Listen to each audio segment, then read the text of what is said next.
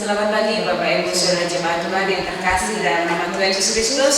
Selamat bertemu kembali di rumah Tuhan yang kudus untuk kita bersama-sama memuji dan mengagungkan nama Dia.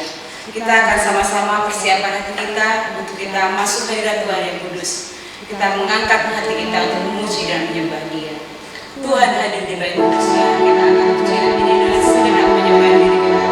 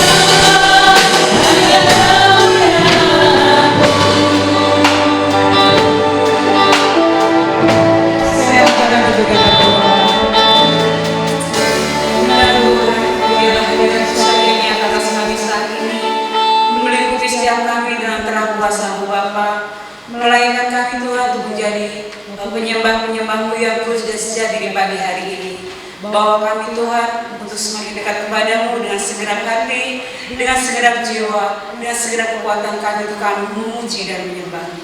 Kami sambut kehadiran-Mu di pagi hari ini. Dalam nama Tuhan kami Yesus Kristus, Allah kami yang hidup, kami serahkan ibadah kami. Haleluya. Amin. Baik, shalom. Baik, puji nama Tuhan. Sungguh luar biasa kasih Tuhan dalam kehidupan kita sehari-hari. Biarlah kita terus semakin hari semakin setia kepada Dia, karena berkat dan penyertaan yang luar biasa dalam kehidupan kita. Kita akan mengagungkan nama Dia. Dia sejak lahir kita puji.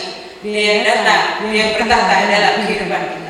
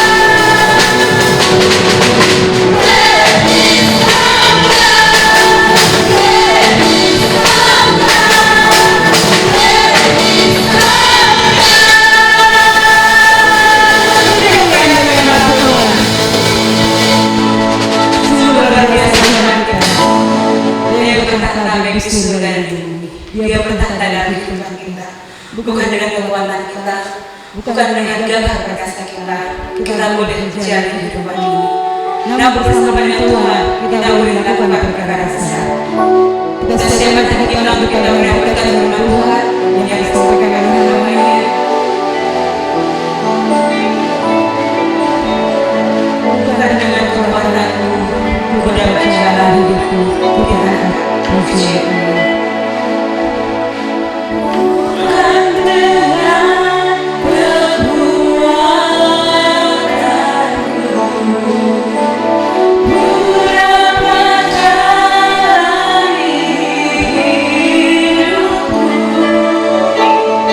Kita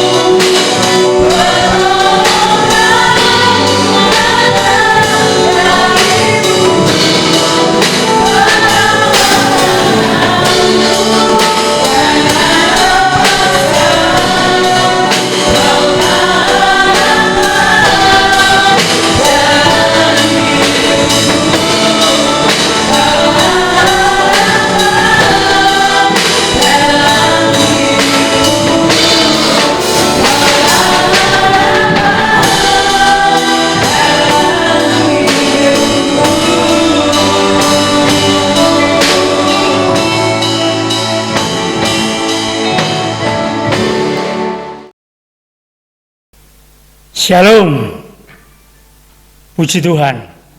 Bapak Ibu saudara sekalian, marilah kita bersama-sama belajar firman Tuhan. Yang pagi hari ini kita akan ambilkan dari Bilangan 11 ayat 24 sampai dengan ayat yang ke-30. Demikianlah firman Tuhan. Setelah Musa datang keluar, disampaikannya firman Tuhan itu kepada bangsa itu. Ia mengumpulkan 70 orang dari para tua-tua bangsa itu dan menyuruh mereka berdiri di sekeliling kemah. Lalu turunlah Tuhan dalam awan dan berbicara kepada Musa. Kemudian diambilnya sebagian dari roh yang dihinggap padanya dan ditaruhnya atas ke-70 tua-tua itu. Ketika roh itu hinggap pada mereka, kepenuhanlah mereka seperti nabi. Tetapi sesudah itu tidak lagi. Masih ada 2 orang tinggal di tempat perkemahan, yang seorang bernama Eldad, yang lain bernama Medad. Ketika roh itu hinggap pada mereka, mereka itu termasuk orang-orang yang dicatat, tetapi tidak turut pergi ke kemah. Maka kepenuhan mereka seperti nabi di tempat perkemahan. Lalu berlarilah seorang muda memberitahukan kepada Musa, Eldad dan Medad kepenuhan seperti nabi di tempat perkemahan. Maka menjawablah Yosua bin Nun yang sejak mudanya menjadi abdi Musa, Tuanku Musa, cegahlah mereka. Tetapi Musa berkata kepadanya, apakah engkau begitu giat mendukung diriku? Kalau seluruh umat Tuhan menjadi nabi, oleh karena Tuhan memberi rohnya hinggap kepada mereka. Kemudian kembalilah Musa ke tempat perkemahan, dia dan para tua-tua Israel. Bapak, Ibu, dan saudara sekalian yang dikasihi oleh Tuhan, pagi ini saya akan mengambil tema, yaitu jangan membatasi kehendaknya. Jangan membatasi kehendak Allah. Apa ukuran kedewasaan rohani seseorang? Ada orang yang mengatakannya dari ukuran kuantitas pengetahuan dan banyaknya pengalaman rohani. Belum tentu dan tidak juga. Sebab di sana ada sebuah iman yang dianugerahkan Allah adalah sesuatu yang bersifat pribadi.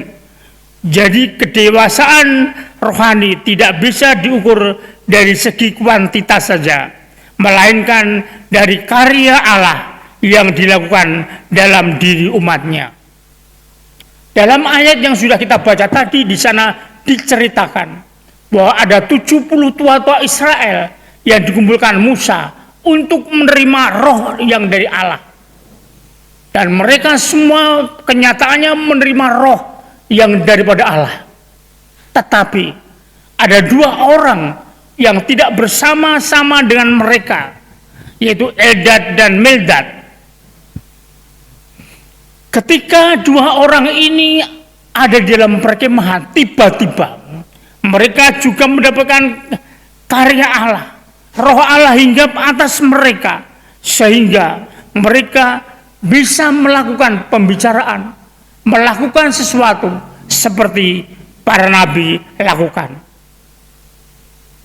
Kalau dipandang, kalau dilihat dari beberapa tua-tua, mereka adalah 2 orang yang barangkali kurang begitu penting, atau barangkali kurang pengalaman rohaninya, atau barangkali pendidikannya kurang.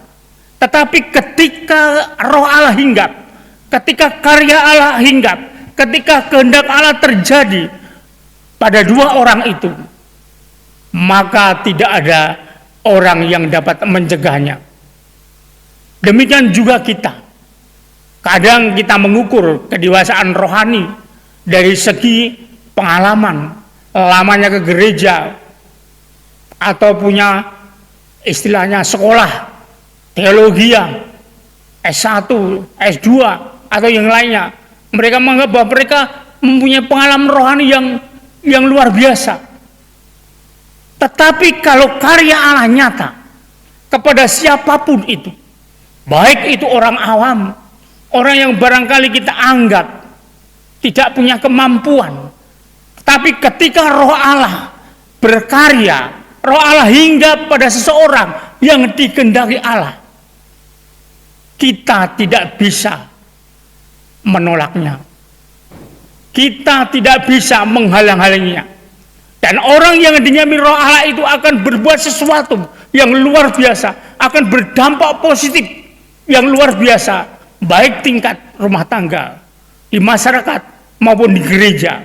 Orang yang dinyami roh Allah itu nyata karyanya, bukan hanya lakukan teori saja, tetapi orang ini akan berkarya, mempunyai sesuatu yang begitu cemerlang, bersinar, dan dapat menjadi kesaksian bagi banyak orang. Jadi kalau kehendak Allah nyata, karya Allah nyata pada seseorang, roh Allah nyata pada seseorang, maka kita tidak bisa menghalang-halangi. Walaupun wis sepuh, lulusane mung SD sok ora lulus. Lah kok kon mimpin nggon KRT, kok mimpin nggon perkawan, perkarya, apa iso? Kadang-kadang kita menganggap masalah-masalah ini, kadang-kadang kita melihat oknumnya, kadang-kadang kita melihat orangnya. Tetapi ketika roh Allah ada, entah itu pada kaum awam atau siapa saja, maka orang itu akan mempunyai sesuatu yang luar biasa, sehingga muncullah sesuatu berkat dari orang ini. Karena apa? Karena karya Allah ada di dalam kehidupan seseorang. Oleh sebab itu Bapak Ibu dan saudara sekalian, jangan tolak ketika Allah memberikan sesuatu kepada kita yang khusus, roh Allah dalam hidup kita, maka kita akan menjadi sesuatu berkat bagi banyak orang. Allah memerintahkan Musa untuk membawa 70 tua-tua, dan semua mendapatkan roh Allah. Dan orang yang dianggap awam, orang yang dianggap kurang begitu, bisa diajak di dalam tua-tua itu.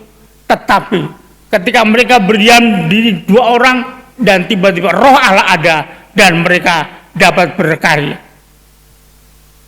Bapak Ibu saudara sekalian yang dikasihi oleh Tuhan, Allah juga memberikan rohnya kepada kita semua, kepada siapa saja yang seturut, yang merindukan, yang mencintai, yang haus akan kebenaran firman Tuhan, maka orang itu hidupnya ada di dalam karya roh Allah, ada di dalam karya Roh Kudus. Dalam 1 Korintus 12 ayat yang ke-11, di mana itu menjadikan satu peringatan bagi kita untuk tidak membatasi kehendak Allah berkuasa atas semesta, termasuk atas setiap umatnya. Oleh sebab itu Bapak Ibu dan saudara sekalian, maka kita tidak boleh meremehkan orang lain, kita tidak boleh membatasi karya orang lain, dan kita juga tidak bisa menolak ketika karya Allah, ketika Roh Kudus itu ada hingga pada seseorang yang dikehendaki Allah. Khusus roh kekhususan Roh Kudus itu akan memberikan keistimewaan bagi kita semua. Oleh sebab itu Bapak Ibu saudara sekalian, marilah kita menghargai satu dengan yang lain. Kita menghargai walaupun itu orang awam, ketika mereka dipakai Allah. Jangan anggap enteng masalah keawamannya, pendidikannya, atau mungkin kurang pengalamannya. Tetapi ketika roh Allah ada berkarya, maka sesuatu akan terjadi. Sesuatu yang luar biasa akan terjadi pada seseorang, dan seseorang itu akan menjadi berkat bagi kita semua. Oleh karena itu penting bagi kita untuk senantiasa berpaut kepadanya dan mengikuti kehendaknya di dalam kehidupan kita. Hidup kita harus senantiasa berpaut kepada Allah. Hidup kita harus senantiasa melakukan kehendak Allah. Sebab kita adalah orang-orang kepunyaan Allah. Kita sudah diberikan roh yang istimewa di dalam Yesus Kristus Tuhan kita. Begitu luar biasa. Kalau Roh Kudus turun atas kamu, maka kamu punya kuasa. Dan ini roh yang ada dalam kehidupan kita. Ketika kita percaya Allah di dalam Yesus Kristus, roh istimewa itu ada dan hinggap di dalam setiap orang yang percaya kepadanya. Oleh sebab itu Bapak Ibu Saudara sekalian, jangan sia-siakan karya Roh Kudus dalam hati kita. Terus kita ungkap terus kita bekerja bersama-sama dengan Roh Kudus yang ada dalam kehidupan kita, supaya kehidupan kekristenan kita punya keistimewaan. Supaya karya Allah itu nyata dalam hidup kita, dalam hidup Bapak Ibu Saudara sekalian, sehingga benar-benar kita menjadi orang Kristen yang luar biasa. Kita menjadi orang Kristen yang begitu kuat dan mencintai Tuhan. Apapun keadaannya, apapun resikonya, kita tidak takut karena Roh Kudus berkarya dalam hidup kita. Dalam situasi seperti saat ini, begitu goncang, bahkan ada orang-orang Kristen yang begitu ketakutan dengan adanya virus corona ini. Tapi mari kita menyikapi dengan positif, kita menyikapi dengan berpaut pada Tuhan, berserah pada Tuhan. Apapun yang terjadi, bukan hanya virus corona saja yang bisa merenggut manusia, tetapi semua bisa. Tetapi oleh sebab itu kita jangan takut. Kalau karya Allah, kalau Roh Kudus nyata dalam kehidupan kita, apapun yang kita alami dalam kehidupan kita, kita tidak akan merasa takut. Sebab itu Bapak Ibu, mari kita senantiasa berpaut kepada Allah. Kita senantiasa berserah kepada Allah. Firman Allah akan mengajar, menyatakan, memperbaiki, memberikan kekuatan, dan memberikan pendidikan kebenaran kepada kita, supaya kita dapat melangkah kepada hal-hal yang benar. Dalam kitab 1 Timotius 3 ayat 17, Efesus 2 ayat 8 sampai 10. Mari kita baca yang Efesus pasal 2 ayat 8 sampai yang ke-10.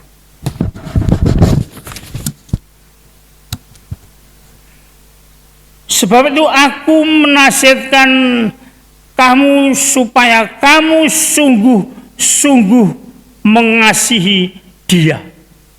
Supaya kita sungguh-sungguh mengasihi Dia, mengasihi Yesus, mengasihi Allah yang kita sembah. Jangan kalah dengan situasi dan kondisi yang kita alami. Seperti saat-saat ini, banyak gereja yang tidak bisa kebaktian, yang tidak bisa ibadah karena ada aturan-aturan tertentu. Oke lah, tetapi kita jangan ditakuti dengan situasi dan kondisi sehingga membuat iman kita ini menjadi kecil dan kerdil, bahkan takut menghadapi situasi dan kondisi seperti itu. Sebab justru itulah ya maksudnya aku menulis surat ini kepada kamu, yaitu untuk menguji kamu apakah kamu taat dalam segala sesuatu. Ini kalau kita tarik juga sebuah ujian. Apakah di dalam menghadapi situasi dan kondisi seperti ini, iman kita tetap meyakini bahwa Allah di dalam Yesus Kristus itu berkarya dalam kehidupan kita. Bapak, Ibu, dan saudara sekalian yang dikasihi oleh Tuhan, maka kita harus pada dan berhati-hati. Ada beberapa medsos-medsos, hoak-hoak berita yang tidak karuan, yang membuat risau, heboh, takut, dan lain sebagainya. Dan kita jangan terjebak oleh situasi dan kondisi seperti ini. Terus andalkan Roh Allah yang sudah hingga dalam hidup kita. Terus andalkan karya Roh Kudus yang sudah diberikan Allah kepada bagi setiap orang yang percaya. Siapapun mereka, kita hargai. Siapapun mereka, kita hargai. Sebab karya Allah itu adalah karya yang begitu luar biasa. Siapapun yang dipakai, Allah begitu luar biasa. Oleh sebab itu Bapak Ibu dan saudara sekalian, melalui pelajaran firman Tuhan yang sangat singkat ini memberikan pengertian kepada kita. Satu, supaya kita tidak membatasi kuasa Allah atau kehendak Allah. Yang kedua, kita belajar menghargai siapapun yang dipakai Allah. Baik kaum awam, tidak mungkin berpendidikan rendah. Kita harus belajar menghargai. Dan yang ketiga, supaya kita lebih berserah, lebih berpaut pada kekuatan Roh Kudus, Roh yang diberikan Allah kepada kita semua. Kiranya Tuhan memberkati kita semua, dan kiranya firman ini terus menggelitik di dalam hati kita. Amin. Mari kita berdoa. Terima kasih Bapa untuk firman-Mu yang mengingatkan kepada kami semua supaya kami menjaga Roh Kudus yang telah Engkau berikan kepada kami, agar Roh Kudus tetap berkarya dalam kehidupan kami sehingga iman kami semakin kuat dan semakin melekat kepada Engkau. Terima kasih Bapa, dalam nama Allah Bapa, Allah Putra dan Roh Kudus, dalam nama Tuhan Yesus. Haleluya. Amin. Mari kita akan menutup ibadah kita dalam doa. Terima kasih banyak ya Tuhan, sebentar kami akan kembali ke rumah kami masing-masing. Kiranya Tuhan Engkau memberkati kami, menyertai kami, melindungi kami. Jauhkan kami daripada halangan rintangan, kecelakaan marawai, tetap melindungi kami, menyertai kami dalam kehidupan kami. Mulai sepanjang hari ini sampai pada minggu depan, kami boleh berjumpa kembali untuk mendengarkan firman Tuhan, memuji memuliakan nama Tuhan. Akhirnya Bapak Ibu jemaat Tuhan, turunlah kiranya atasmu anugerah dan selamat dari Allah Bapa, kasih daripada Kristus Yesus, persekutuan daripada Roh Kudus, tetap menyertai kami dari sekarang sampai selama-lamanya. Amin.